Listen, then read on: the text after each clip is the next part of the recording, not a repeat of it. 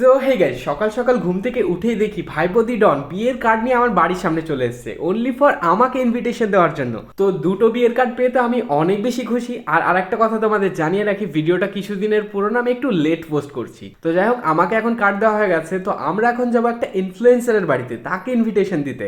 তাকে I hope তোমরা অনেকেই চেনো। তো কার বাড়িতে যাচ্ছি চলো তোমাদেরকে দেখাই। আর আমি অনেক মজ মস্তিতেই ছিলাম, বিকজ আগের দিনই মামার বাড়ি থেকে ফিরেছি। বন্ধুর বিয়ে বলে কথা, একটু বেশি এক্সাইটেড ছিলাম যে বন্ধুর সঙ্গে এরকম করে ইনভিটেশন দিতে যাচ্ছি।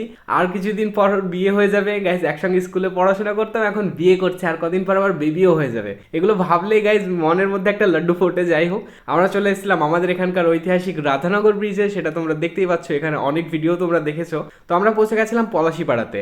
আর ইনফ্লুয়েন্সারের বাড়ি খুঁজতে যে আমাদের এতটা বেশি ডিফিকাল্টি আসবে সেটা আমরা কখনোই ভাবিনি। রাস্তাতে আমাদের যে কতগুলো লোককে জিজ্ঞাসা করতে হয়েছিল তার বাড়ির ঠিকানা, সেটা তোমরা এই ভিডিওটা স্কিপ না করলেই বুঝতে পারবে। আমরা বারবার রাস্তা ভুল করছিলাম আর বারবার রুট চেঞ্জ করে লোকজনকে জিজ্ঞাসা করে অ্যাট দি এন্ড পৌঁছেই গেলাম ওর বাড়ির সামনে। তো গাইজ, তোমাদেরকে দেখিয়ে দেবো আজকে কোন ইনফ্লুয়েন্সারকে ইনভিটেশন দিতে গেছিলাম। আর ওর বাড়ির সামনে পৌঁছে গেলাম, আর তখনই ভাইপো মনে আসলো যে ওর তো কার্ডই খুঁজে রাখা হয়নি। তো বাড়ির সামনে দাঁড়িয়ে দাঁড়িয়ে এরকম করে কার্ডটাকে খুঁজতে লাগলো। তো গাইজ, আজকে আমরা গেছিলাম দ্য জ্যাক সৌরভ অফিসিয়াল।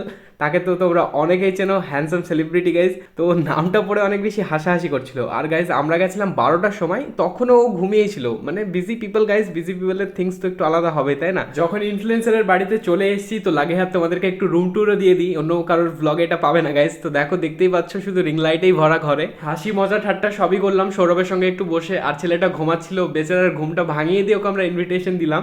তারপরে ও কি করবে, আমাদের সঙ্গে বাধ্য হয়ে বাইরে চলে আসলো। তারপরে ওকে আমরা টাটা বাবাই করে চলে আসলাম পলাশিপাড়া বাস স্ট্যান্ডে, মা কাঞ্চনা মিষ্টান্ন ভান্ডারে। ওখানে এসে ভাইপো তো কনফিউশনে পড়ে গেছিল যে কোন মিষ্টিটা খাওয়া যাবে। তো ভাইপো অনেকক্ষণ ধরে দেখে দেখে ভাবছিল যে কোন মিষ্টিটা খাওয়া যায়। তো অ্যাট দি এন্ড অর্ডার করলো। তো মিষ্টিগুলো বেশ ভালো ছিল এখানকার। তোমরা যদি পলাশিপাড়াতে থাকো তো প্লিজ এখানকার মিষ্টি ট্রাই করো।